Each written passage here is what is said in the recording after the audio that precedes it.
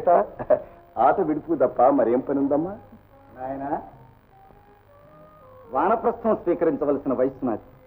ఇక మీదట ఈ రాజ్యభారం అంతా వహించవలసిన వాడు నువ్వు. నాకున్నది ఒకే ఒక కోరిక. నువ్వు నా చిట్టి తల్లి రాజదంపతులై ఏకసింహాసనం మీద కూర్చుని ఉండగా చూసి ఆనందించాను. ఆ శుభదినం కోసమే ఎదురు చూస్తున్నా. మామయ్య గారు, ఈ రాజ్యభారం వహించటానికి నాకు అనుభవమూ లేదు, సామర్థ్యము చాలదు. నేను పేరుకు మాత్రమే మహారాజు.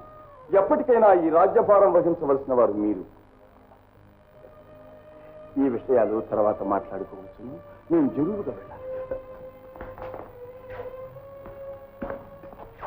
వస్తానమ్మా.